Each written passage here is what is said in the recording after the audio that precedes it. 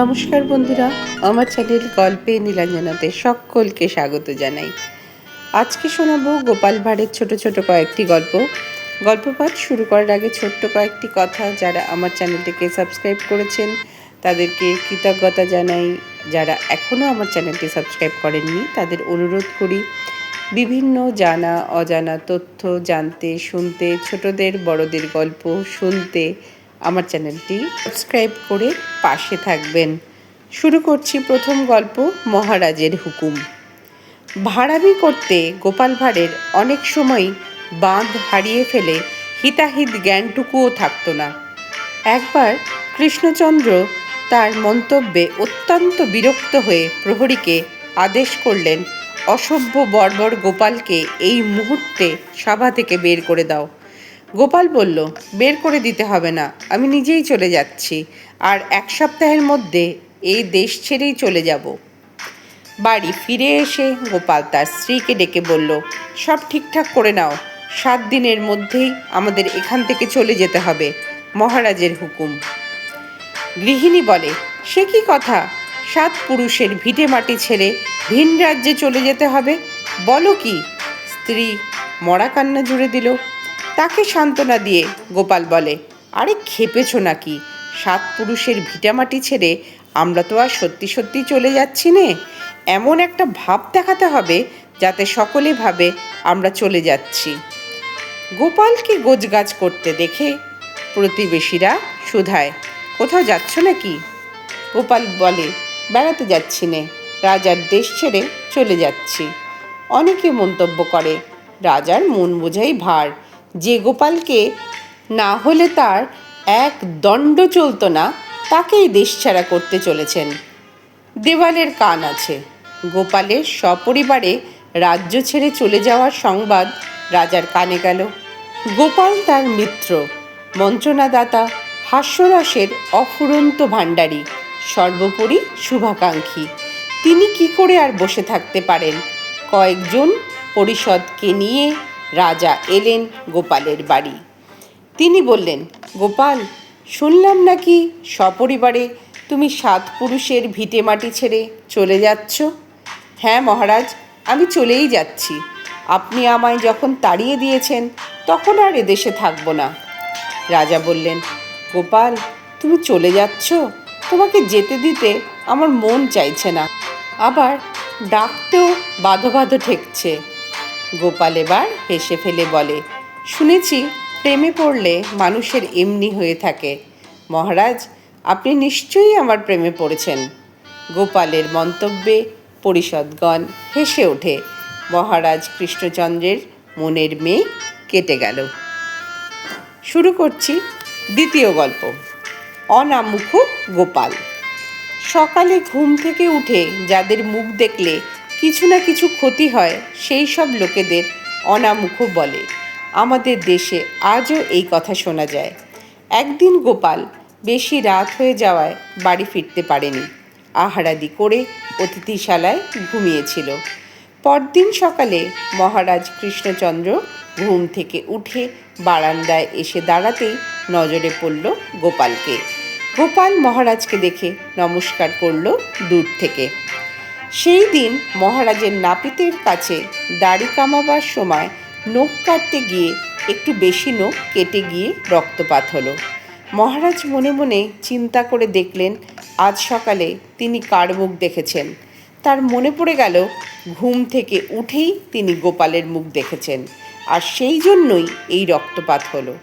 তিনি রেগে গিয়ে রক্ষীদের বললেন, গোপালকে ধরে এনে শুলে চড়াও। ও বেটা অনামুখ, ওর মুখ দেখেই আজ আমার দেহে রক্তপাত হলো।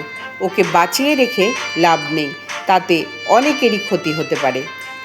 রক্ষীগণ গোপালকে মহারাজের আদেশ জানাতে গোপাল বলল, মহারাজ যখন আদেশ করেছেন নিশ্চয়ই আমি শুলে চড়ব, কিন্তু তার আগে আমি একবার মহারাজের সঙ্গে সাক্ষাৎ করতে চাই।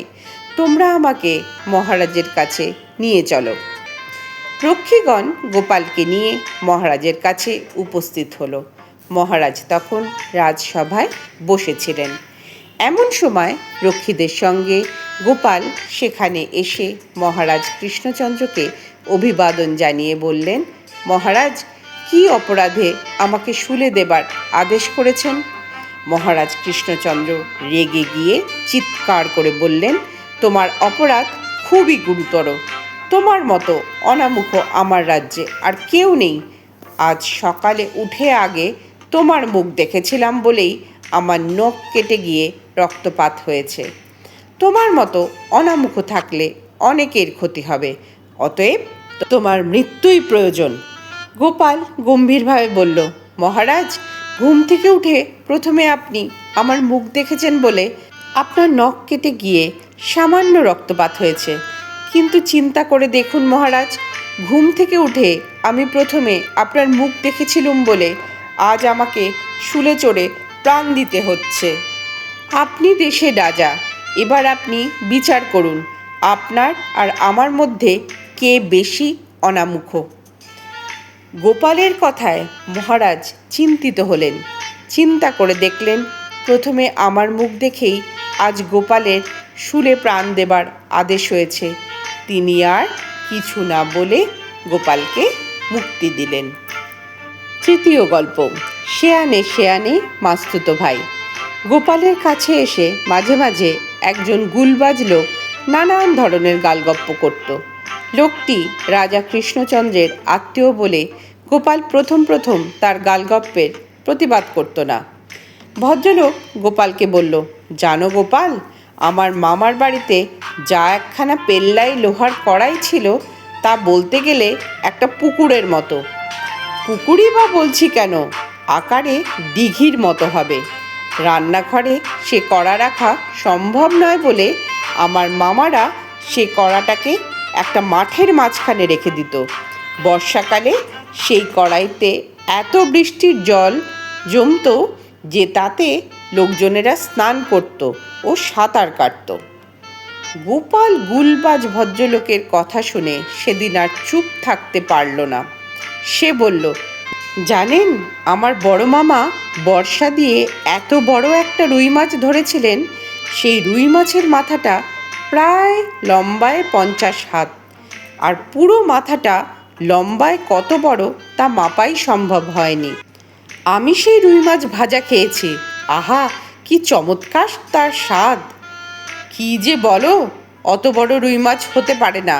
তাছাড়া অত বড় রুই মাছ ভাজতে গেলে কত বড় কড়াই লাগে তা তোমার জানা আছে?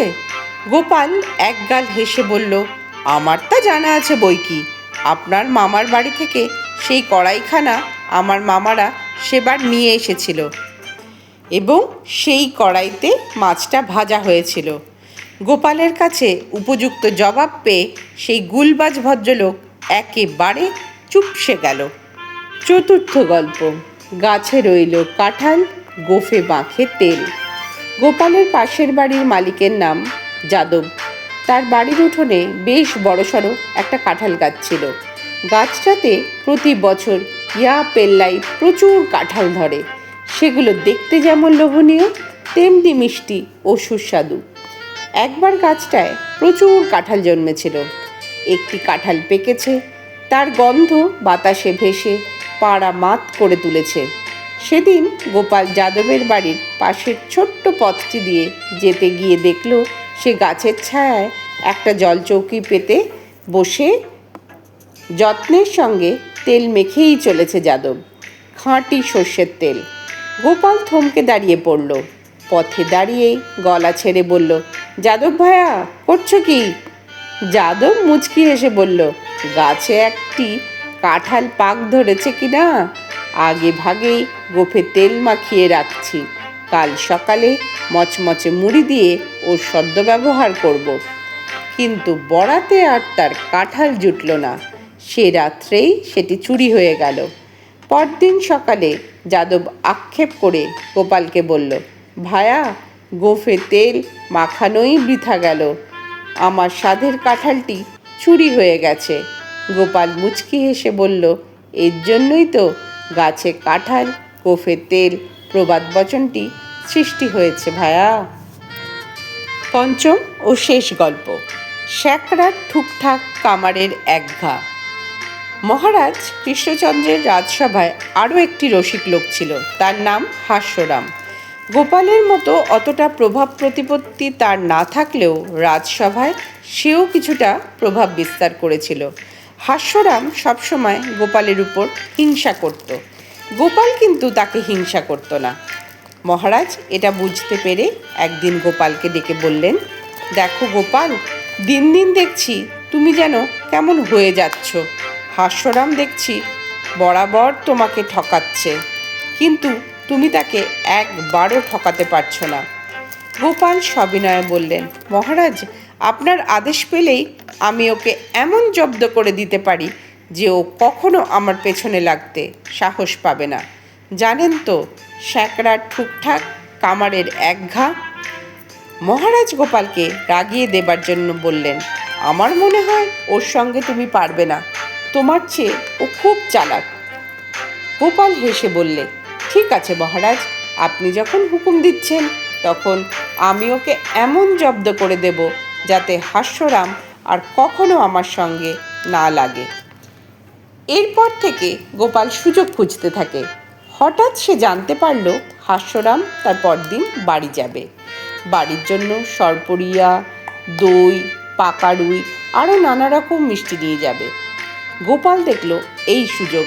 হাস্যরামের বাড়ি ছিল কৃষ্ণনগর থেকে 4 ক্রোশ দূরে। গোপাল আর দেরি না করে ভোরে গিয়ে হাজির হলো হাস্যরামের বাড়িতে। হাস্যরামের বাড়ির সকলেই গোপালকে চিনত। হাস্যরামের মা এসে গোপালের সঙ্গে নানা কথা আলোচনা করতে লাগলেন। গোপাল বললে, শুনেছিলাম আপনার শরীর খারাপ, তাই এদিকে এসেছিলাম, আপনার সংবাদটা নিয়ে যাচ্ছি। আজই আমার কৃষ্ণনগর ফিরে যেতে হবে। হাস্যরামের মা বললেন, বাঁচার আশা ছিল না, কোনো রকমে ঈশ্বরের দয়ায় বেঁচে গেছি। আর বাবা, আমরা বুড়ো মানুষ, কখন আছি কখন নেই। তারপর গোপাল হাস্যরামের বাড়িতে বেশ পরিপাটি রূপে জলযোগ সেরে কৃষ্ণনগরের উদ্দেশ্যে রওনা হলো। প্রায় 2 ক্রোশ পথ এসেছে, এমন সময় দেখা হলো হাস্যরামের সঙ্গে। হাস্যরাম সরপুরিয়ার হাঁড়ি, দই আর বেশ বড় সাইজের রুই মাছ নিয়ে খুশি মনে বাড়ি আসছিল। পথে গোপালের সঙ্গে দেখা হতেই হাস্যরাম জিজ্ঞাসা করলে, এদিকে কোথায় গিয়েছিলে গোপাল? গোপাল একটা দীর্ঘশ্বাস ফেলে মুখ কাঁচোমাচো করে বললে, তোমাদের গ্রামেই এক আত্মীয়র বাড়ি গিয়েছিলুম, কৃষ্ণনগর ফিরে যাচ্ছি। তা ভাই হাস্যরাম, তুমি যত তাড়াতাড়ি পারো বাড়ি যাও। গোপালের কথা শুনে হাস্যরাম ঘাবড়ে গিয়ে বললে, কেন, বাড়িতে কি কোনো বিপদ ঘটেছে নাকি? গোপাল কাঁদো কাঁদো হয়ে বললে, না না, তেমন কিছু নয়, তোমার মায়ের বয়স হয়েছিল তো, তা কবরেজ মশাইয়ের মুখ থেকে খবর পেয়েই তোমাদের বাড়িতে ছুটে গিয়েছিলুম। গোপালের কথা শুনে হাস্যরাম কেঁদে ফেলল। তবে কি মায়ের কিছু হয়েছে? গোপাল সান্ত্বনা দিয়ে বললে, কেঁদে আর কি হবে ভাই, মা কি আর কারোর চিরদিন থাকে? আর জন্ম মৃত্যুর উপর তো আর কোনো মানুষের হাত নেই। তাছাড়া তোমার মায়ের তো বয়সও হয়েছিল, চিকিৎসার কোনো ত্রুটি হয়নি, সেবা যত্নও ভালোই হয়েছে। তোমরা সজ্ঞানেই। এই কথা শুনে হাস্যরাম মায়ের জন্য কাঁদতে লাগলো। তারপর দই, সরপুরিয়া আর রুই মাছটি গোপালের হাতে দিয়ে বলল, এগুলো নিয়ে গিয়ে আর কি করব? খুব আশা করে মায়ের জন্য নিয়ে যাচ্ছিলাম, তা তিনিই যখন নেই তখন আর এসব কী হবে? তাছাড়া এখন তো অশৌচ, এসব খেতেও নেই, তুমি বরং এগুলো নিয়ে যাও। এই বলে সব গোপালকে দিয়ে চোখ মুছতে মুছতে বাড়ির পথ ধরল। গোপাল সব নিয়ে খুশি মনে একেবারে রাজবাড়িতে এসে হাজির হলো। তারপর সব কথা মহারাজকে জানালো। মহারাজ সব শুনে খুশি হলেন, সেই সঙ্গে কিছু টাকাও বকশিশ দিলেন। গোপাল দই, সরপুরিয়া আর রুই মাছটা নিয়ে বাড়ি ফিরে একগাল হেসে সেগুলি গিন্নির হাতে তুলে দিল। হাস্যরাম এইভাবে গোপালের কাছে জব্দ হয়ে সেই দিন থেকে গোপালকে সমীহ করে চলতে লাগলো। তার চেয়ে গোপাল যে শ্রেষ্ঠ এ কথা প্রকাশ্য সভায় স্বীকার করে দিল। শেষ হলো গল্প পাঠ। এতক্ষণ শুনছিলেন গোপাল ভাঁড়ের মজার কিছু গল্প। গল্প পাঠ কেমন লাগছে আপনারা আপনাদের মতামত জানাবেন। আপনাদের মতামত আমাকে অনেকটা উৎসাহিত করে। এতক্ষণ সঙ্গে থাকার জন্য সকলকে অসংখ্য ধন্যবাদ। সকলে খুব ভালো থাকবেন।